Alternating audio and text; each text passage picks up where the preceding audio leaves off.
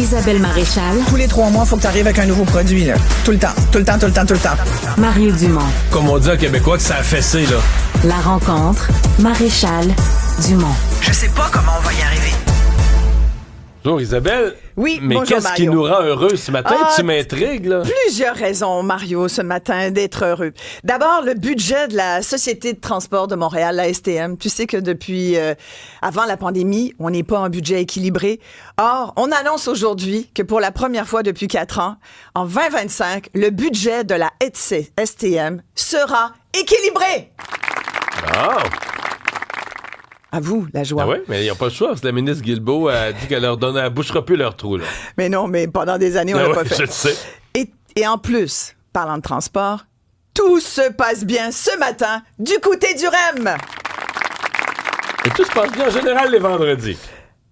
Il y a moins de trafic. Une façon de trouver, d'une façon de relever l'économie du Québec et surtout de Montréal, qui a bien de la misère. On le sait, là, on le dit régulièrement. Moi, je dis, elle est déjà venue 2 fois à Montréal, mais voyant les retombées économiques de près de, 280 millions de dollars, la venue de Taylor Swift à Toronto, moi, je dis, Taylor à Montréal à nouveau! Mais ça nous prend un nouveau stade! Oui, il y a ça. C'est un problème. Mais là, je suis dans le bonheur, Mario. Oui, mais dans les raisons pourquoi... Arrête de m'expliquer d'un point de vue rationnel. Dans les raisons je suis dans l'émotion, mais là, moi, ce matin. C'est pas un bonheur, on l'a pas, Taylor. Tu la réclames. Toi qui aimes l'environnement, je sais que tu es un grand environnementaliste, même si tu es économiste. Tu es un grand environnementaliste. Et ce matin, moi, j'avais vraiment un petit baume sur le cœur en voyant que le ministère des Transports du Québec se prend pour le ministère de l'Environnement. Tu sais qu'on a planté du gazon et des arbres au lieu de refaire la chaussée, entre autres de refaire le lien pour recréer le pont. Voilà. On a parlé à la mairesse tout à l'heure. Qui relie 2 routes principales. Et moi, je dis bravo au ministère des Transports de semer de la pelouse, vraiment, et puis de planter de la tourbe et des arbres. Voilà, qui va être défaite avec une pépine l'été prochain pour refaire la route. Voilà, ça aurait pu être une petite chronique cynisme du vendredi, mais non, je suis dans le grand bonheur. Positive. Je suis dans le positif. On aime ça. Et surtout qu'il faut vraiment être dans le positif parce que j'aurais envie de te dire, et là c'est un petit peu plus sérieux, je viens d'entendre une entrevue avec le député de Québec solidaire, Arun Boisy, que j'ai demandé pour être à mon émission ce matin parce que je vais parler justement de sa déclaration extrêmement dangereuse qui, une fois de plus, pointe du doigt le racisme de chez certains Québécois, mais pire que ça, il a accusé ses collègues élus à l'Assemblée nationale d'être racistes. Ce matin, il persiste et signe en disant « on l'a mal compris », un autre qui est dans le club des mal cités, et en plus, il donne des exemples. Je l'ai entendu, écoute, il a accepté, il viendra pas à mon émission, mais visiblement, il est allé à Radio-Canada. Il a le droit là, de choisir, mais je l'ai entendu avec Masbourian, et sincèrement, qui est aussi un immigrant, comme moi. Tu sais, ça nous touche tous. Je pense qu'au Québec, tu sais. C'est vrai parce qu'il dit aux autres qu'il donne aucune entrevue. Sa réponse, c'est qu'il donne aucune entrevue. Je sais, moi, il voulait pas, là. Nous, on l'a contacté hier. On vient de le contacter à nouveau. Mais tu sais, comme je te dis, les gens ont le droit d'aller donner des entrevues où ils veulent, là. Ils sont pas attachés. Mais écoute, sincèrement, il s'est pogné solide avec Patrick Masbourian, qui l'a pris personnel.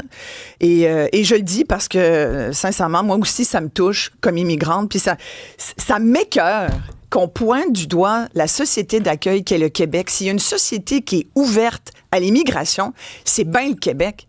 Franchement, il n'y a personne qui peut m'ostiner là-dessus. On le démontre depuis des années. J'en suis la preuve vivante. Il y a combien de Québécois qui sont ici, issus d'une autre communauté d'origine, qui ont choisi le Québec pour plein de raisons, parce qu'on est accueillant, oui, mais parce qu'on parle français, parce qu'on est bien ouvert, parce qu'on n'est pas raciste, parce qu'on n'est pas xénophobe. On n'est pas meilleur que les autres. Parce que dans Maurice Richard, on a aussi élu Arun Boisy. En plus.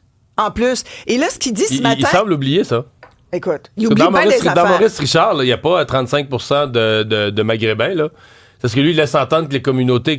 Mais écoute, ce qu'il a dit, Jean-François, est-ce qu'on a pas loin la clip d'Arun Boisy, justement, quand il disait son espèce de commentaire? On va vous la retrouver, parce que quand il dit « je n'ai pas dit ça », écoute... On l'a sur le tape.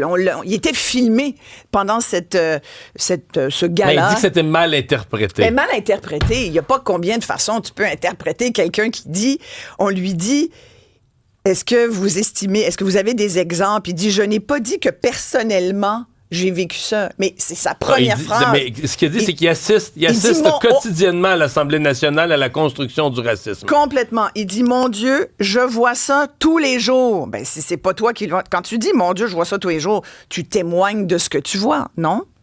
Quand tu dis cette phrase-là.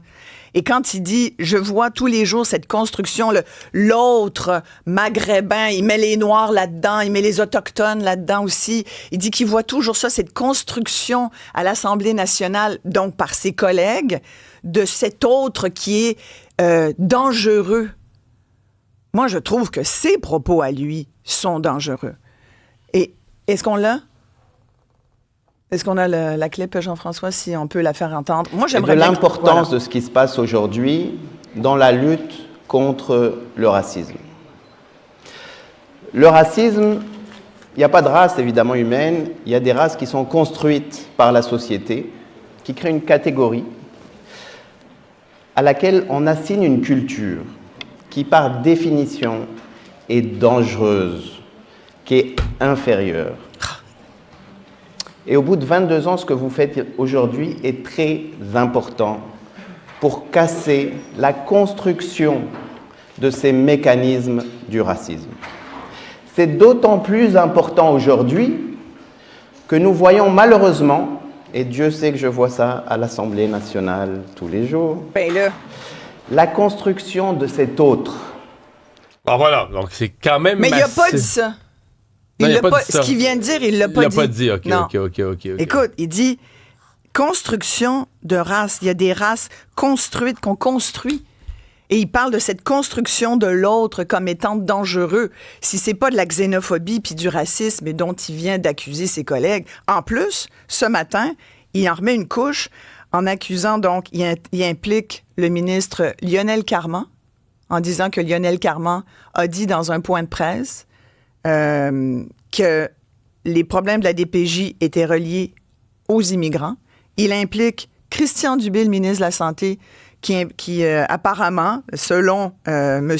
Boisy, député de Québec solidaire, Christian Dubé, quand il parle d'immigration, pour parler des problèmes de santé, évidemment, il fait des liens comme ça. Moi, j'ai jamais entendu Christian Dubé dire que les problèmes qu'on a dans le milieu de la santé, c'est à cause des immigrants. Non, mais c'est connu d'un bout à l'autre du Canada que le nombre de nouveaux arrivants, pas eux pris individuels, le nombre ahurissant des dernières années a mis une pression sur les services publics. Je veux dire, on manque de place dans les écoles. Ça, c'est un fait mathématiquement connu.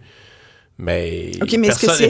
Mais je veux dire, c'est documenté, Mario. Ben oui, on le sait, c'est documenté. Puis c'est pas associé à une communauté ou à une autre. C'est associé à un nombre, une gestion laxiste du fédéral. Moi, je pense qu'il erre comme dans errance intellectuelle. Il erre vraiment. Il prétend des choses qui sont fausses.